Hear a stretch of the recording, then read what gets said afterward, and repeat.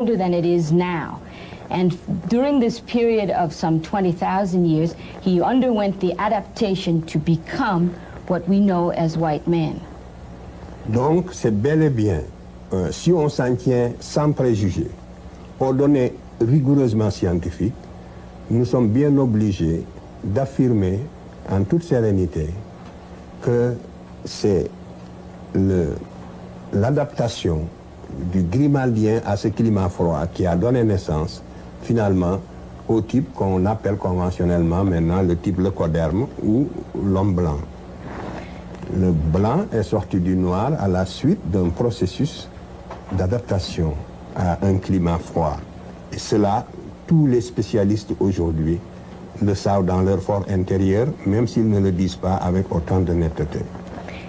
It is very clear to all of the scientists involved in this field, even if they are only able to say it within themselves and unable to say it publicly, that the man that we know conventionally to be a white man evolved from a black man over a period of some 20,000 years of adaptation to a different climate. And if we are to say with any serenity, resting totally on scientific data, that is the conclusion that we must come to. Donc, nous voyons bien que l'humanité, en sortant de l'Afrique et en s'adaptant aux différents climats de la Terre, a donné naissance aux différentes races. Voilà comment les races sont nées. Donc, la race est une notion géographique.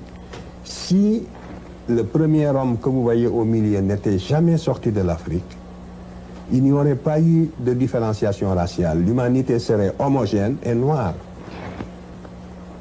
If the man that we see in the middle there had never left Africa to people other parts of the world, and if those people in other parts of the world in different climates had not, through the process of adaptation, become what they are in various regions of the world, all men would be homogeneous, and all men would be black. Le reste de la Terre n'aurait pas été peuplé, serait désert. Et il y aurait eu une seule humanité noire cantonnée en Afrique. Et le reste de la Terre ne serait pas habité. If that man had not left Africa, the rest of the world would have remained a desert, would never have been peopled. Yeah.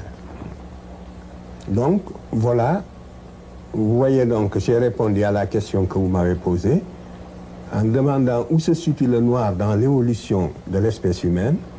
Je vous réponds qu'en toute rigueur scientifique, le premier homme de la Terre était un noir qui va se différencier pour donner naissance aux autres races. Voilà la conclusion à cette première question.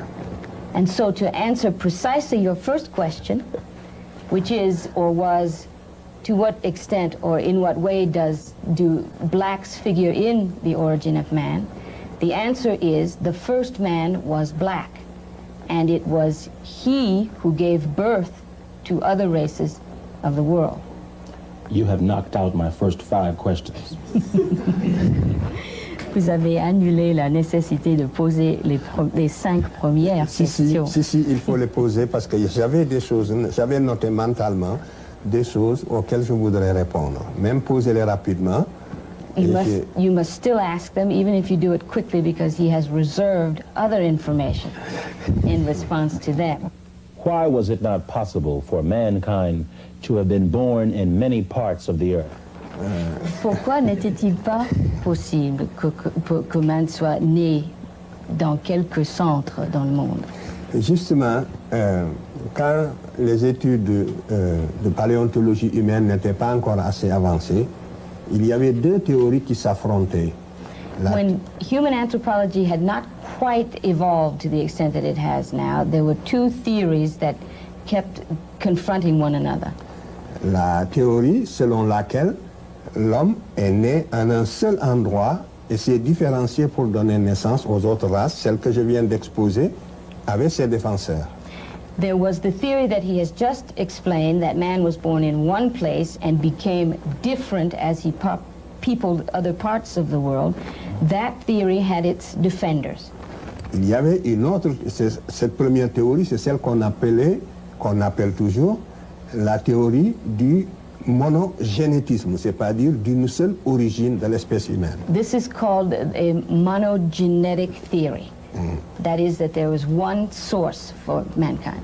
Il y a l'autre théorie maintenant, comme proposée, qui voulait que certaines conditions étant réalisées, qu'il ait existé un homme né en Afrique, un autre homme né en Europe, un homme né en Asie. Donc, l'homme aurait connu l'apparition de l'humanité, serait le résultat, si vous voulez, de plusieurs centres. L'origine de l'humanité aurait connu plusieurs centres. Et on appelait cette théorie la théorie du polycentrisme, ou du polygénétisme. The second theory is that is a polygenetic theory, which believes or contends that man was born in Africa and also in Europe and also in Asia. In other words, that there were several locations in the world where man finds his origin. Et que d'ailleurs, c'est cela qui pourrait expliquer leurs différences. And it is that explains their differences. Alors, cette théorie était même la théorie du sens commun. Je ne dis pas du bon sens, mais du sens commun. C'est-à-dire, il paraissait a priori, au premier abord, plus normal qu'il ait existé un homme au niveau de chaque continent. That theory has made a certain amount of sense. Not that it made good sense, but it made a certain amount of sense. It would explain that there are different peoples in different parts of the world with different characteristics. Mais lorsqu'on y regarde de près, il y a deux faits qui sont venus infirmer cette théorie. But under closer scrutiny, there were two things that made this theory fall apart more or less. D'abord, la nature ne passe jamais deux fois par le même point dans son évolution. The first is that nature never strikes twice in its evolution. It doesn't ever hit the same place two times. Nature doesn't create twice the same thing. In the animal kingdom... the same being. The same being. In the animal kingdom, you can see that throughout the evolution of animals, a being was created, and it either disappeared or changed somewhat, or a new being completely was created, but never the same being twice. And to remain strictly scientific, it doesn't make common sense to say that man was created twice. D'autre part, la recherche préhistorique a prouvé maintenant que c'est la thèse qui paraissait la plus invraisemblable, qui a triomphé maintenant au niveau de tous les scientifiques. Tous les hommes maintenant savent de façon certaine que l'homme a une seule origine, et que c'est dans cette même région du Kenya. Parce que c'est là que nous trouvons, si vous voulez, tous les stades antérieurs. Tous les stades antérieurs. It is in this region, that is this region in Kenya, where we find all of the most ancient evolutionary information. It's for this reason that scientists are now able to say, with certainty that at least they know that this is the case, that man could only have been created one time. Tous les fossiles que nous trouvons à l'extérieur de l'Afrique, en dernière analyse, apparaissent toujours comme des fossiles plus récents que ceux trouvés en Afrique et qui leur correspondent. All fossils that have been found outside of Africa have been found under close analysis to be much more recent than those found in Africa. Et aucun autre continent que l'Afrique ne possède la série complète des 6 spécimens dont je vous ai parlé. And no other continent in the world has the complete series of fossils indicating the 6 specimens that I spoke of before.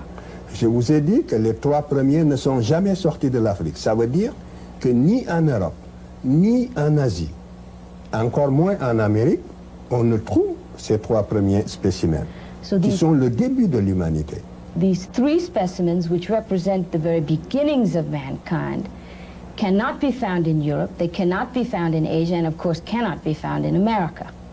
They never left Africa. The complete set remains in Africa. Donc,